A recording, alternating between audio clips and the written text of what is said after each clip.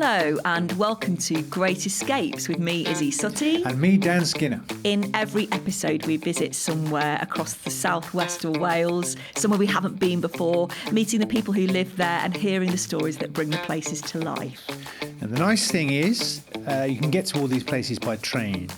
Half the fun is the journey there. It certainly is. And one of the great things about doing this show is realising how many brilliant places you can get to without even leaving the UK. And while we're visiting these great locations, we try out a challenge, something new that we probably wouldn't normally attempt in real life. And this week is no exception. Yep, there is no need to always jet off. In fact, this time we're going somewhere really close to home, somewhere that we can't take a bit for granted because we live here, but it's a great destination in itself. It's London. So this week we went to the Clapham Grand in Clapham Junction, where we stepped into the ring to try out some professional wrestling. Yep, we went to Riot Cabaret in South London.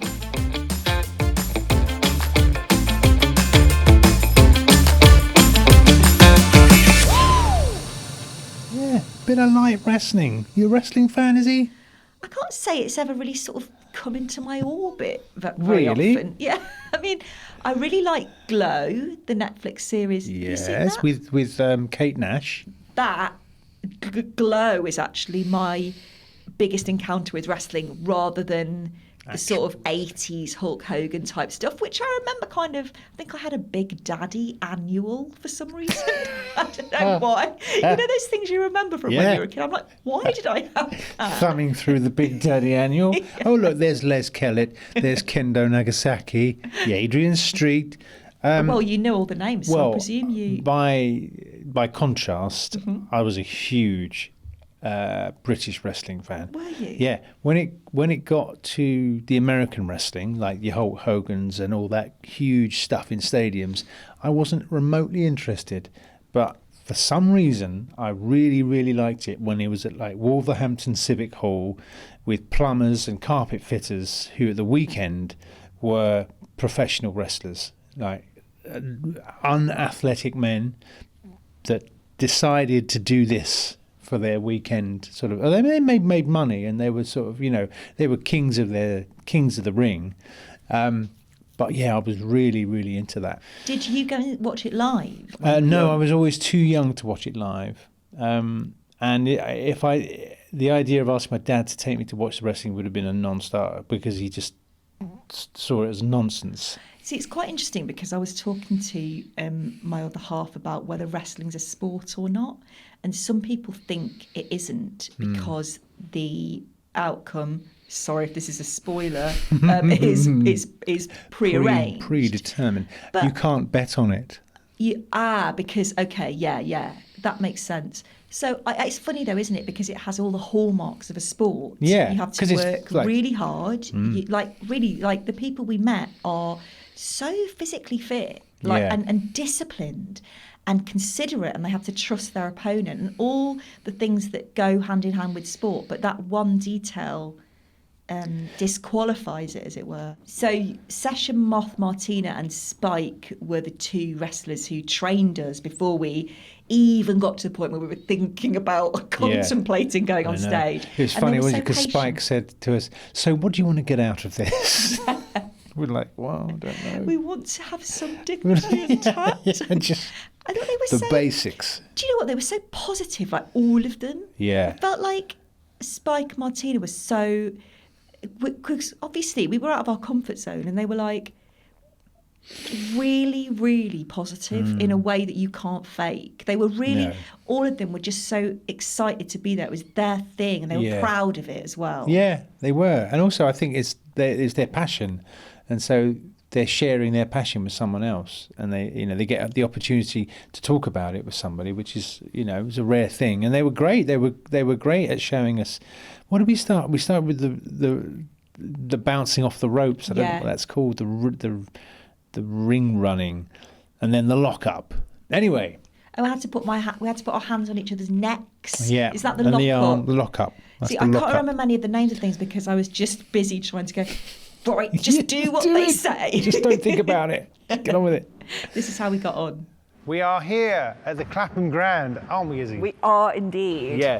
We're going to be shown the ropes. We're going to be shown the ropes. Literally and shown metaphorically by these two lovely people. Would you mind just telling us your names and like a couple of sentences about what you do in the wrestling world? Yeah, sure. My wrestling name is the Vulture Spike Trivet, Britain's biggest and longest standing antagonist, otherwise known as a heel. The Vulture what, sorry? The Vulture Spike Trivet. So the moniker is the Vulture. Yeah. I come out with a big vulture mask and a big coat with loads of feathers and stuff on it. Wicked. And and I've been predominantly a villain or a heel my entire career. I've done some pretty dastardly stuff. Yeah. Some of it to me. Yeah. I am Session with Martina from Dublin, Ireland. I've been wrestling around 15 years and I've been probably a babyface, as in a good guy, for the majority of my wrestling career.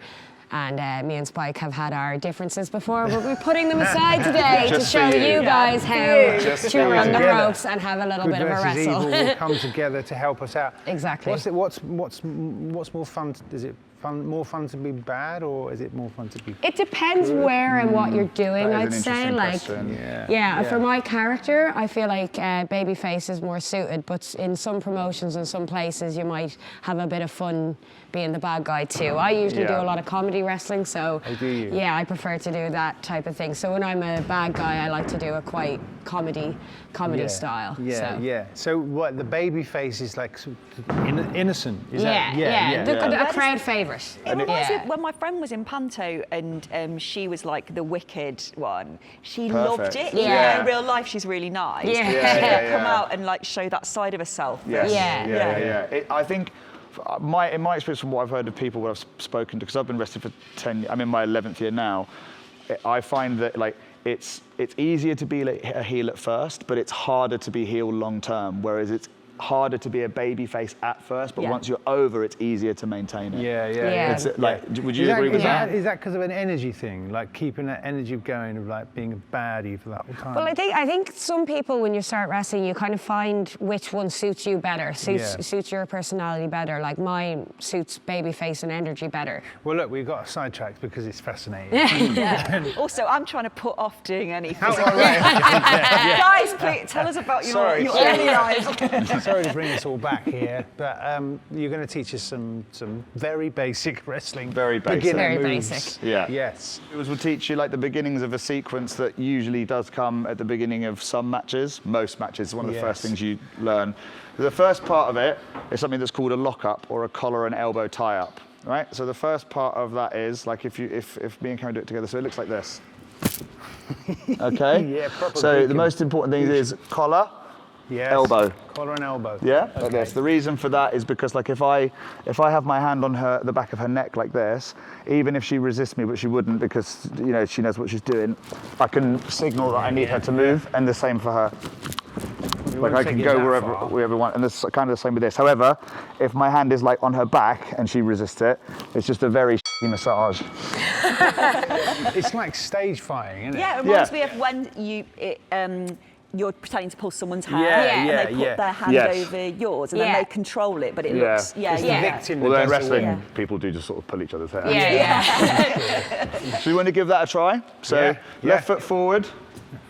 So left foot forward, right? So arms up, so hands up in a fighting stance like this, and then your left hand shoots through to the back of their neck.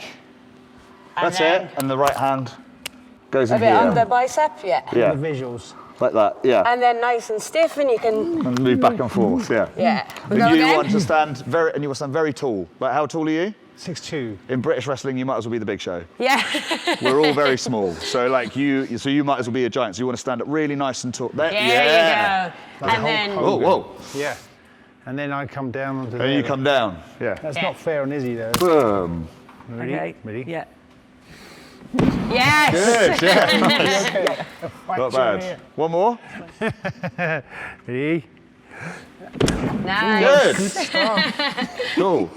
So most matches, well, quite a lot. That's one of the first things you learn is the collar and elbow tie up or the lock up. And then would you move? How long would you stay in that You position? can stay in it, you can move around, Yeah. you can push them back to the ropes. You can break it, do something from there. Now, I don't want to like pull the sort of the mystery apart, but so every wrestler that wrestles knows every move.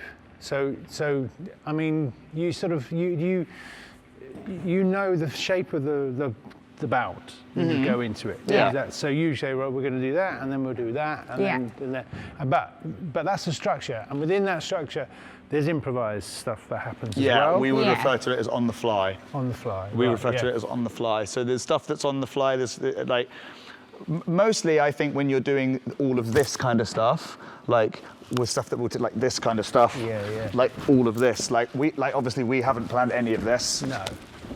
But like we know we've been doing this a very long time. Yes. Yeah, so it's like dancing and it like.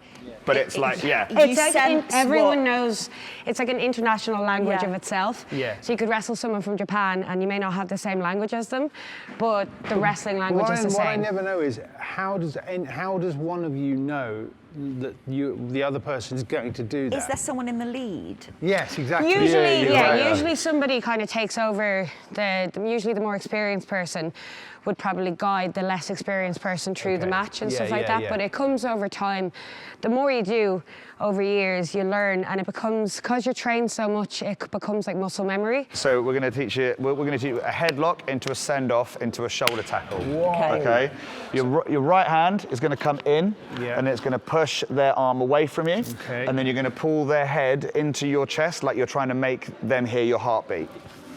Okay. Okay. My thumb is going to go around their. Sorry about your makeup. My thumb is going to go. Yeah, it's going to go around her cheekbone, and we're going to come into this position, and this is referred to as a butcher's clasp. And my left leg is going to go back. The reason for that is so she can't grab it. Yeah. And then from here, that's a headlock, and from here, we're just going to do this and work it. She's then going to push me against the ropes to try and get me off. We're going to go all the way across the ring, push me off, and then we do a shoulder tackle. And when that happens, she'll hit the floor. Wow. Okay. Do you want to do it? We'll show I you. take the bump. We'll show you how to do it with the bump. So, but I'll bump. Yeah. Yes! Yes! It's the noises.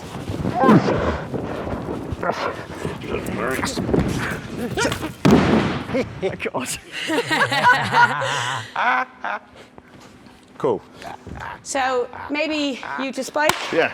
I love it. but you could give me the tackle if you want. We can run off the ropes and you can come in and give me the tackle. Okay, show me again how to do so it. so with your It's almost like I bumped into you in the post. sorry about that. Yeah. If you stand here direct and then use your leg as a marker so as you step forward with the chest. So where do we want? Do you want to end up halfway between Yeah, and the two of us? put your chest nice and high, and then step in and chest to chest. There you go, and I will fall. Okay. So do it one more time.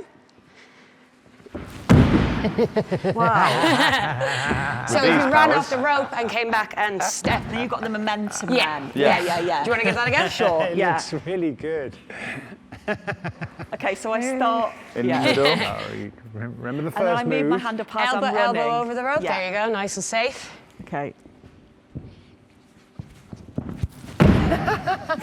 That's cool. That's cool. Do you want to do the same? Yeah, I'd like to do the same. Yeah, please. So we're going to please. shoulder tackle out. Shoulder tackle. There. Yeah. Right, okay, so I Just keep my arm stiff as there. well. Yeah, just do it. Yeah. That's Right, it. wicked, yeah. Good. Okay, cool. So, Yes. very good. So just come in one more time. We'll do it nice impact. So if you want to hit the ropes, Okay, and lovely. just take my head off. Here we go. Please. Let's go. Oh, sorry.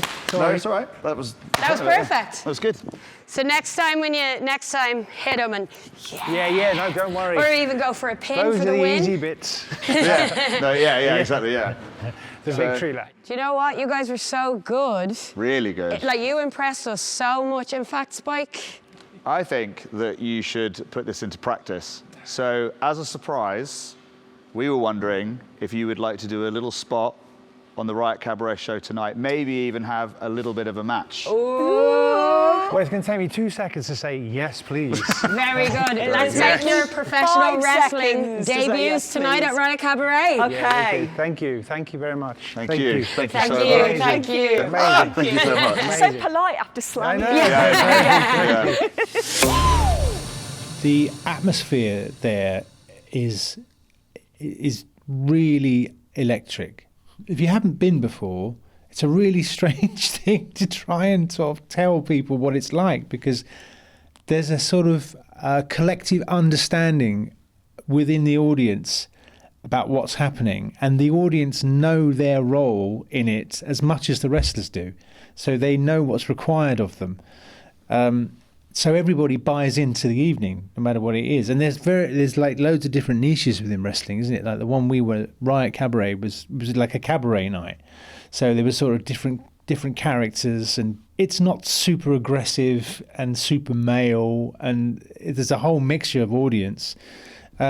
But they understand their role in terms of getting involved with it. They know when to shout out. They know when to, start clapping, and they know when to boo. It's got a sort of element of pantomime about it, isn't it? Yeah, and theatre. Yeah, and I can understand why some people are snobby about it, but I understand the logic of that, but I don't agree with it. Like in the same way as some people say, "Oh, I won't go and see a musical. I only go and see plays." And you think, well, why not? Like you get completely carried away in it. It's an art form, really. So if it isn't sport, then it must be an art form. I think it sort of crosses, because they are physically fit, like dancers. Because there's an element of like dance to it, isn't there? There's a choreographed entertainment. I do wonder if you have to have a certain type of personality actually to want to do it. Definitely. They were really interesting people, all of them, weren't Definitely. they? Even the people we passed in the corridor, like a couple of people, not real police officers, I don't think. No. Like wrestlers dressed as police officers. And I thought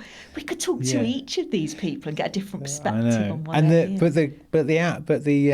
think they take great delight in putting their costumes together. And the guy that was teaching us, and he says, I come out with a great big vulture's costume on and stuff. It's brilliant. I completely understand. And we had to go and source our costumes, didn't we? We did. I didn't realise we just had our gym gear. This is what it must be like to be the Kardashians. Yes, or in like The Only Way is Essex or something. I think I'm going to get the princess dress. But I think I look like one of those guys at the fairground in that. That one, sort of geezer. Yeah, I think it's better than the traitors thing. And it's cheaper as well. Yeah, that's good. What is it, 15 quid? And I could just sort of also legitimately say that, no, this is my wrestling stuff. This is my wrestling clothes. Yes. This is what I wrestle in. I think Wonder Woman, because I'll use this again. Will you? Yeah. Yeah, every Saturday. Yeah, I'll use this again. Yeah. Maybe we should wear these for the rest of the podcast. Yeah, we were really nervous, and so Josh appeared. Josh appeared almost by magic, like a fairy godmother, because we were just sitting there going, that horrible bit between having finished all your prep and going, right, it's going to start. And he just came up. Josh appeared in his outfit. Like he materialised. He appeared in his American-made outfit, and he looked very, very cool. And we had a chat with him all about wrestling, but also about what he does for a living. And he just calmed our nerves a bit, didn't he? Yeah, he really did. I just want to know about your costume. Is it handmade? Yeah. This is this was made by a guy in America. This one. These were all made by my friend Shane, who broke his wrist wrestling, and he just got good on a sewing machine, so he was able just to start. He now makes this his job to make wrestling gear for people. So my next lot of gear is from him. I designed this one. I always wanted the tassels and. How long have you had that for then? This one's probably about 2 years now. All right. But it's dying to death a little bit. Well, no, it does. It looks great. Thank you. Yeah. Very good. And the black signifies your heelness. Yeah, so I wanted to try and stick with the dark colours, but I always wanted to try and keep it like plain, but not plain as well at the same time. That's why I've got like the velvet and then the little leathery bit as well. So it's almost very like simplistic, but different at the same time, I guess. Yeah. How long have you been doing this? It'll be 10 years this year. Is it? Yeah, 10 years this year I started training. And so did you love going to watch it and then you thought, I want to do it? So ever since I can remember, I was always into wrestling. It was always my thing as a kid. I had all the figures and everything like that as well. But yeah, it was always my hobby and my love. Do you mean? Like kids grew out of it in school, and then it was like not cool, and then I'd watch it in secret. Type of thing, Yeah. Just never grew out of it. Do you mean? But then it makes you feel like a kid again then when you get to go out and... Yeah. But it obviously has some sort of emotional effect on you. When you watch it, you go, oh, yeah, absolutely. That's it for you. It's a different type of passion now that I'm in it, and I watch it for like almost like with like a critical standpoint, Yeah, I guess. I bet you can see, you're like, okay, I know what they're going to do now, and yeah. So you kind of like watch it from a different eye, but it's good then when like we see like people, like our friend now is gone over to America and she's wrestling on TV tonight for the first time. So like that's so exciting for us to see. Do you know what I mean? It's cool, man. So one of us has made it. That's so cool. And is that not the sort of thing that you would do? You like doing it, but you like driving the lorry as well. So I'd love to make it. I've still got time to be able to try it, but it's just I can't lose sight of like these shows of just enjoying it. Do you know what I mean? Like the reason that you loved it. It's so easy, isn't it, to lose sight of that. My wife tends when to your say hobby becomes your job, it can be problematic. Yeah, exactly. And I feel like my wife says to me now, she says, when I get like caught up in it and going, right, I need to change this, I need to do this, I need to try and make it. She says, if 5-year-old Josh saw that you were a wrestler, wrestling all over the country, I was in Germany the other week wrestling, like stuff like that. Would you be happy if you were 5 years old and you told yourself, you would, do you mean? The famous five were boarding the train, ready for their next great Western adventure. Who knew Wales and the Southwest had so many myths and legends, said Anne. Such amazing stories. King Arthur's Camelot, the Giants of Avon Gorge, the Hound of the Baskervilles. Oh, I do like listening to a good tale, said George excitedly. You're good at telling tales too, teased Dick. Great Western Railway. Legendary adventures start here. There was a little monitor backstage, wasn't there, with people huddled around it? Yeah. We had to stand there and wait backstage to see the end of the match before ours.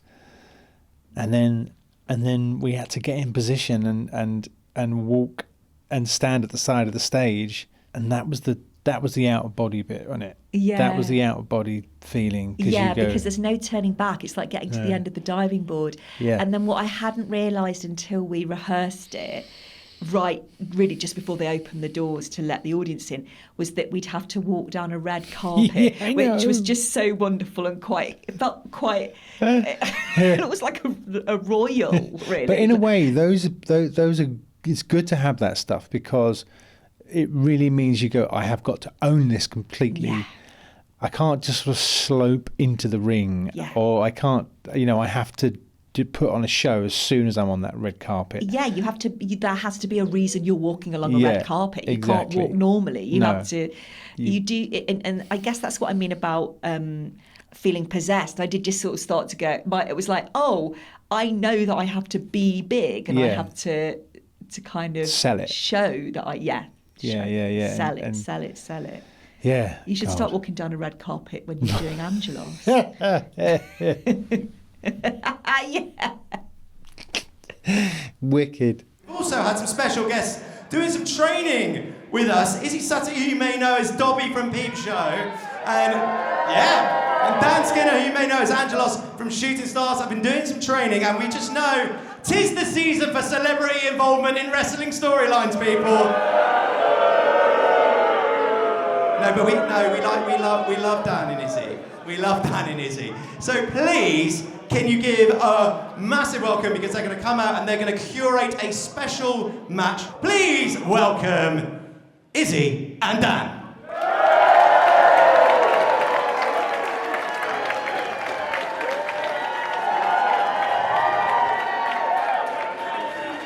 To be honest with you, Clapham, I was looking forward to coming here tonight, but now I've got to the place, this place is shit up.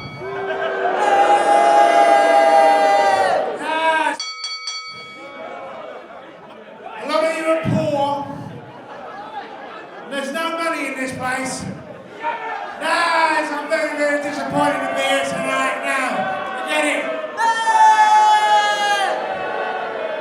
Have some respect for this audience, Dan. It's an amazing venue. The toilets have got soap. It's got corner sink.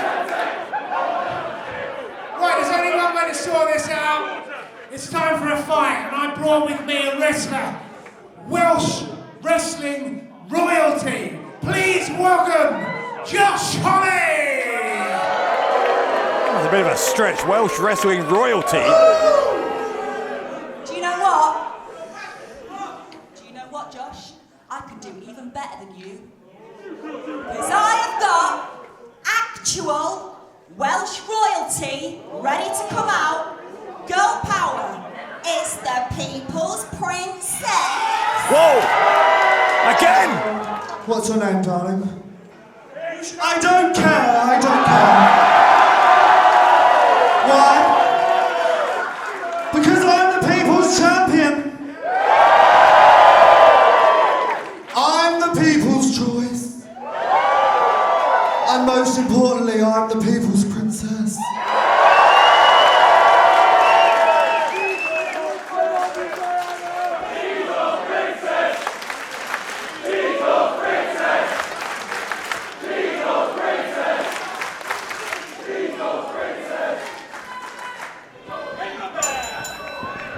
The bell does ring, and here we go. So this impromptu match.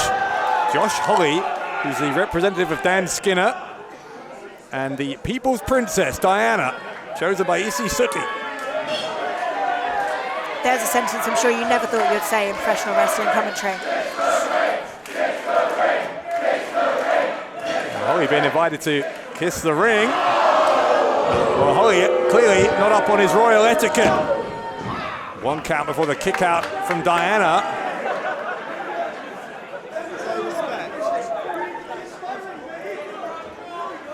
Holly mocking Diana, that's a mistake. Do not mock the People's Princess. Holly inviting Diana to kiss his mullet. She declined the invitation, back to her feet. Backbreaker across the shoulder from the ever innovative Josh Holly. Diana survives again, kicks out on two. Diana with a kick to the midsection. A DDT on Holly. Diana, DDT, and here could we be finally getting the People's Princess's elbow? And Skinner up on the apron. Skinner getting right in the face of Princess Diana. Now the roll up. Holly's got a handful of the time, for goodness sake!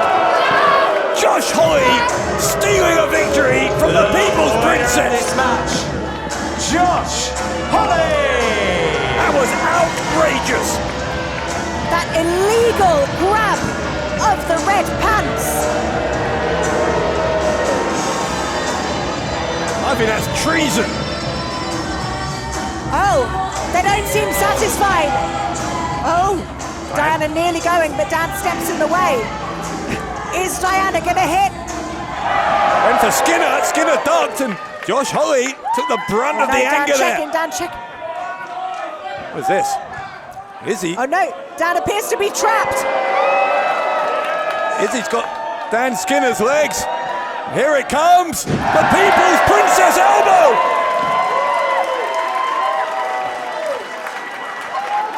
And it looks like Team Izzy and Diana having the last laugh. Princess Diana and the Wonder Woman that is Isy Sutty. As you say, getting the last laugh here in the Clapham Grand.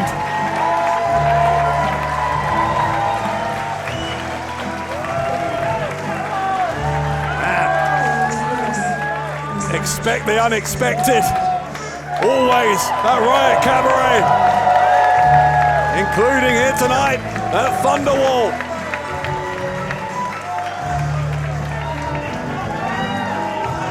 Princess Diana. Tiara still intact as well. Please come back, Sean. So hopefully this is not the last time that we see Princess Diana here at Riot Cabaret. Diana's becoming a regular. What's next for the People's Princess? Wow. So are we going to give up our day jobs, which is comedian and acting and writing, and become... Well, what were we? We weren't wrestlers, were we? We were carnival barkers. weren't we? Yeah. That's what we were. We were like, we were hype people. Yeah, we were wrestling adjacent. Well, I did get a fall, man. I did get to get clobbered. Oh yeah, you did. You did more than me. Yeah. You did have to. I know. You had to do a bit where you went up and had a little. They loved that bit, didn't they? Like when you went and talked to Di. Yeah. I got in Di's face, and then I had to get on the floor. I had to be. Yeah, I had the people's princess elbow, right in the whatever that is. Did it she doesn't hit you. Oh, yes, she does. It was very painful. It was extremely painful. You've broken 5 It ribs. broke my ribs, and I can't ever wrestle again.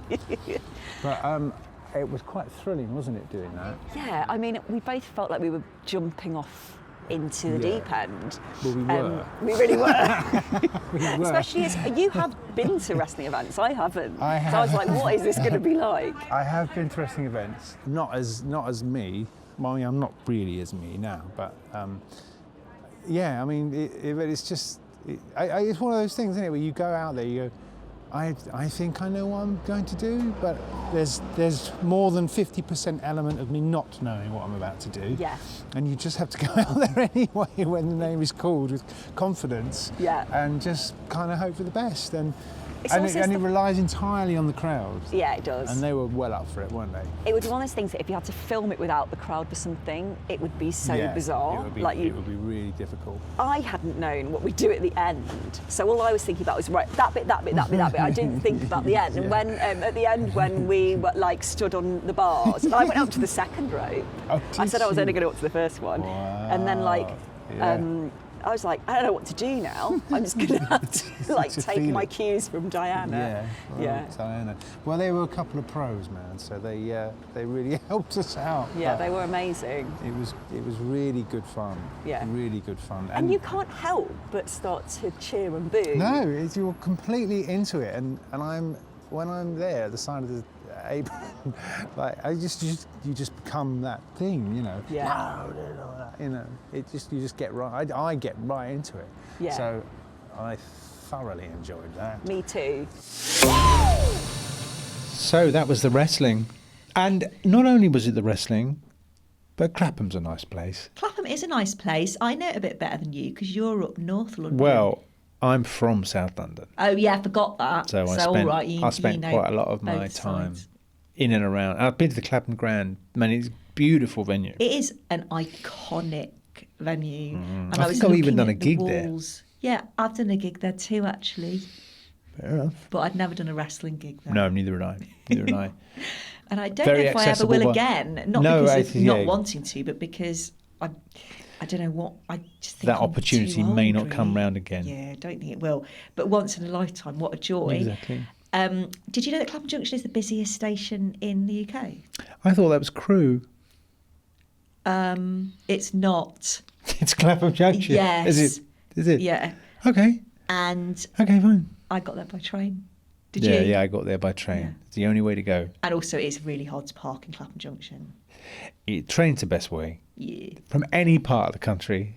All right, you might not take part in wrestling ever again, Izzy, because that was a one-off opportunity. Would you go and see wrestling? Yeah, 100%. I I'm would. already planning a group of people who... Yeah. I thought it was an amazing atmosphere, really inclusive, joyful. I don't see how anyone could dislike it. No, I agree. I think once you're there, you'd just be completely like taken over by the atmosphere. I think it's a completely unique event, you know, especially Riot Cabaret, which is like a unique event within a unique sport. And it's nothing like the stuff you see on TV. It's nothing like that really hyper, like masculine, testosterone-fueled stuff. All that mental stuff. This is much more playful, joyful, silly almost. Camp, yeah, but done with great care, love, precision by a sort of wonderful community of people. Yeah, absolutely. Yeah, I'd go again. Good. That's the wrestling. You can come in my group if you want. Oh, thanks, yeah. It was absolutely brilliant. And I am going to keep my Wonder Woman costume. Are you going to keep your tracksuit? Well, my kids have nicked my chain. And in fact, Ernie, my youngest, wore it to school the other day. The big chain you wore around your neck. Chain, and we said, he's desperate. He said, I'm wearing this to school. Right? And we went, well, you can wear it to school, but you won't be able to wear it in school.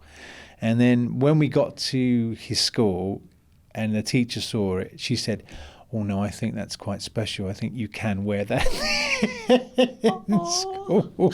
So he got to wear it in class until one of his other teachers came in and said, no, Ernie, you've got to take that off now. And he took it off. He got to wear it. Yeah, it's pretty cool. That's cool. He was very happy with that.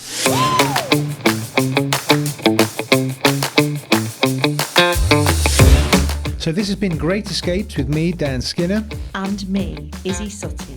If you want to check us out wrestling, you'll find us on Instagram. I'm at @EpithemeU1. I'm at Isy Sutty with 2 T's. There you go. Thank you very much to Riot Cabaret for having us. Yeah, thanks guys. And we will see you next time.